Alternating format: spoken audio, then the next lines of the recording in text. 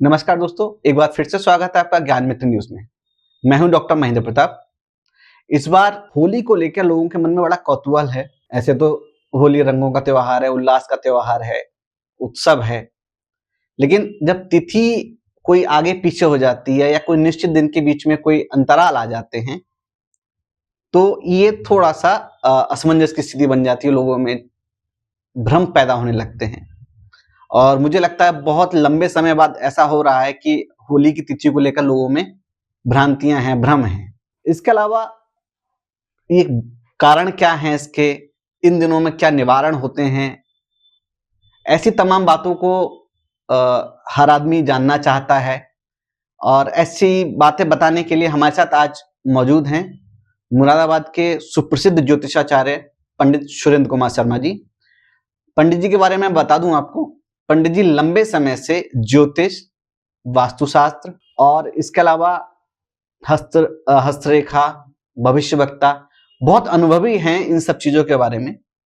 तो आइए उनसे जानने की कोशिश करते हैं कि इस बार ये क्या संयोग बन रहा है, क्यों ये उथल पुथल है और ये सही तिथियां क्या हैं, किन किन दिन हमको त्योहार मनाने चाहिए। पंडित जी नमस्कार। नमस्कार, स्वागत है आपका। पंडित जी क्या क्या चल रहा है ये पूरा कि होली किसी दिन जलेगी और मनाई किसी और अगले दिन, आमतौर पर अगले दिन मनाई जाती है, लेकिन इस बार एक दिन बीच में गैप है। ये क्या सब चीजें हैं, थोड़ा सा हमारे दर्शकों को बताइए। होली इस बार जो है वो होली तो अपने मतलब उसी दिन जलेगी, मतलब कहते हैं, आप बता रहे जैसे पूर्णिमा को। होली का पूर्णिमा के दिन ही चलेगी, लेकिन जो दुलहनडी है, जो रंग खेला, अगले दिन रंग खेला जाता है। जी जी, तो वो अगले दिन रंग ना खेल के, प्रतिपदा को रंग ना खेल के जी, वो जो है 4 तारीख को रंग खेला जाएगा। 4 उसका कारण ये है कि 3 तारीख को जो प्रतिपदा रहेगी उसमें चंद्र ग्रहण है, और चंद्र ग्रहण में कोई भी शुभ कार्य हम नहीं कर सकते हैं, क्योंकि कारण है कि रंग का त्योहार हर्षोल्लास के साथ बहुत शुभ माना जाता है। हम तरह तरह के मिष्ठान व्यंजन बना के एक दूसरे को खिलाते हैं और एक दूसरे के रंग लगा के होली मिलते हैं। पंडित जी ये जैसे तो छोटी होली का जो टाइम है वो कब, कितने बजे उसका दहन का टाइम है इसमें, और क्या इससे चंद्र ग्रहण से इस पर कोई फर्क पड़ेगा? होली 2 तारीख की रात्रि में 12:50 से और 2:02 के बीच में जलाना शास्त्र सम्मत माना गया है। कारण क्या है कि निर्णय सिंधु में भी ये कहा गया है कि जो पूर्णिमा जिस दिन हो उस रात्रि में जो है आप होली का दहन कर सकते हैं।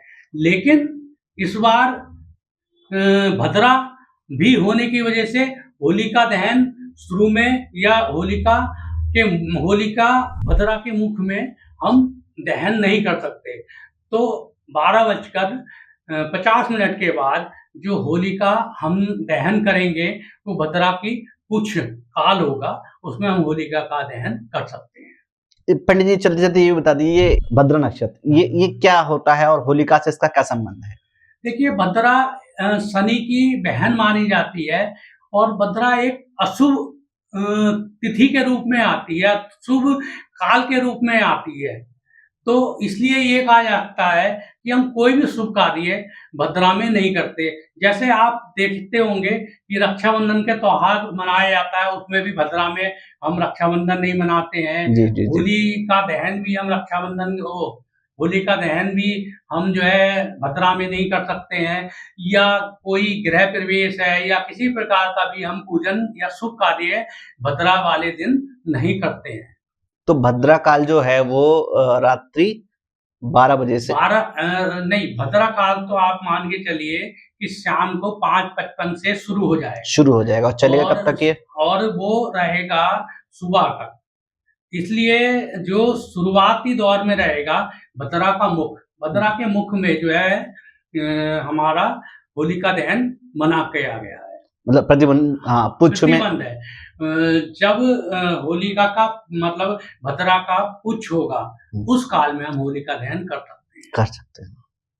तो मतलब सुबह तक, किसी 12 बजे के बाद कभी सुबह तक नहीं, 12:50 के बाद, क्योंकि 12:50 के बाद और 2:02 तक भद्रा पुच्छ काल रहेगा, उसमें आप जो है होलिका दहन कर सकते हैं।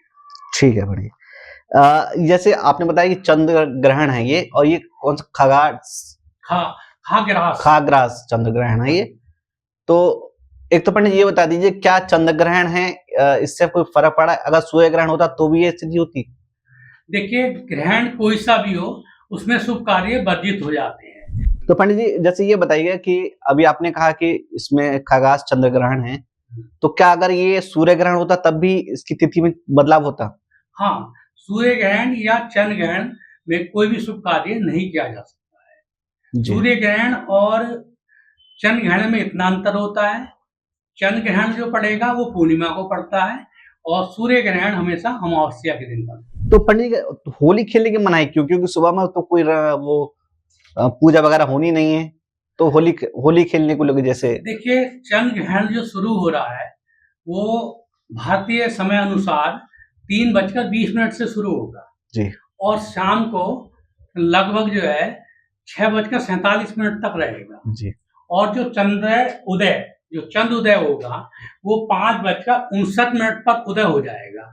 जब 5:59 पर चंद्र उदय हो गया तो चंद्रमा का चंद्र ग्रहण लग गया, और जब चंद्र ग्रहण लग गया तो चंद्र ग्रहण में 9 घंटे पहले जो है सूतक लग जाता है।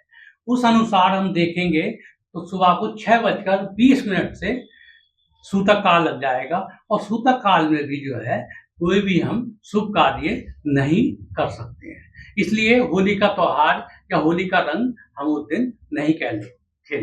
अच्छा पंडित जी, खगास चंद्र ग्रहण क्या होता है? इसमें ये कुछ अलग होता है? हाँ, चंद्र ग्रहण जब चंद्रमा को पृथ्वी ढक लेती है तो चंद्रमा का पूर्ण प्रकाश पृथ्वी लोक पर नहीं आ पाता है।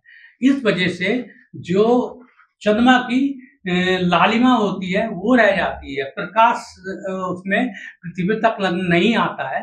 इस वजह से जो है उस समय का जो वातावरण होता है वो नकारात्मक हो जाता है और नकारात्मक वातावरण में किसी भी प्रकार का शुभ कार्य करना वर्जित माना जाता है। और इसी काल में ये भी कहा जाता है जब चंद्र ग्रहण रहेगा तो मंदिरों के कपाट भी बंद हो जाएंगे। हम मंदिर में किसी भी प्रकार की पूजा नहीं कर सकते, मूर्ति पूजन नहीं कर सकते। हाँ, इतना जरूर होता है कि अगर ग्रहण काल है उस समय हम भगवान की मानसिक रूप से पूजा करेंगे तो उसका हमें अनंत गुना फल मिलता है। अच्छा पंडित जी, ये बताइए कि जैसे कहाँ-कहाँ अपने यहाँ ये आंशिक चंद्र ग्रहण है या पूर्ण चंद्र ग्रहण है, या किन-किन जगह पे ये हमको नजर आएगा?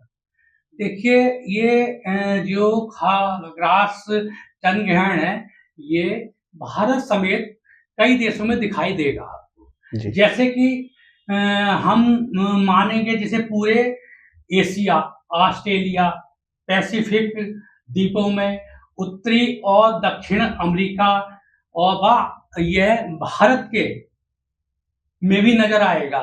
चंद्र ग्रहण सबसे ज्यादा जो दिखाई देगा पूर्वी भारत में दिखाई देगा आपको, यानी कि अरुणाचल प्रदेश हो गया, आसाम हो गया, नागालैंड हो गया, मणिपुर हो गया, गुवाहाटी, ईटानगर, और इसके अलावा हम पश्चिम इधर आएंगे तो दिल्ली, मुंबई, बेंगलुरु, चेन्नई, उत्तर प्रदेश और जयपुर जैसे शहरों में भी ये ग्रहण दिखाई देगा।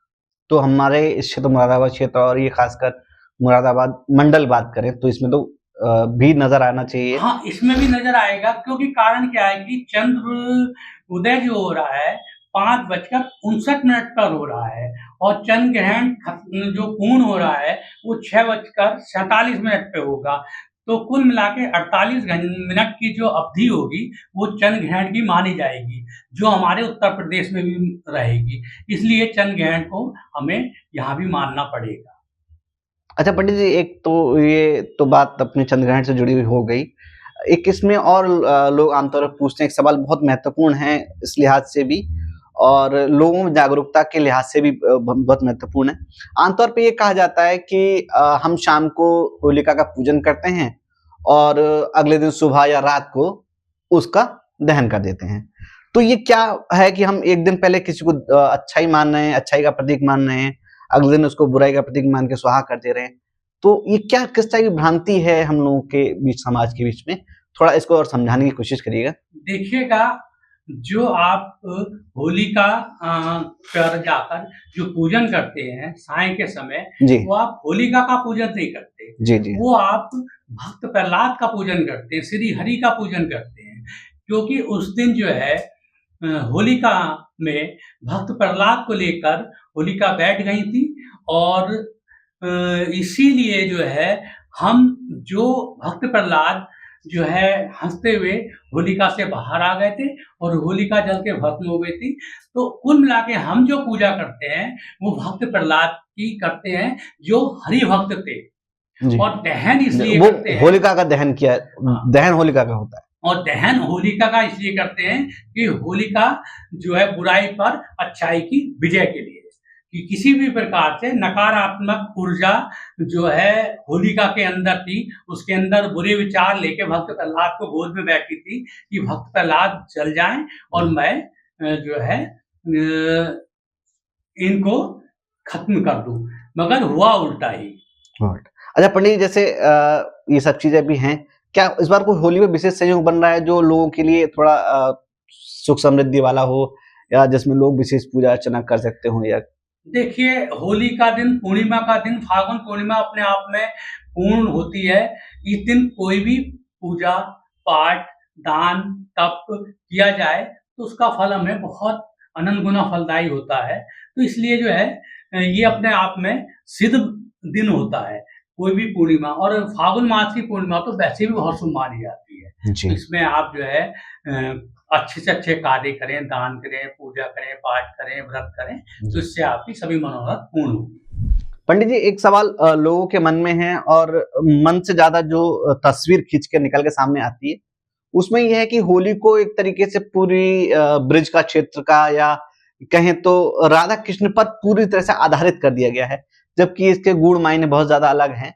तो शास्त्रों के हिसाब से होली होली पर्व की त्योहार, जो होली पर्व है, उसकी शुरुआत कब से मानी जाती है? देखिए, होलिका का त्योहार जो है कृष्ण और राम से पहले से मनाया जा रहा है।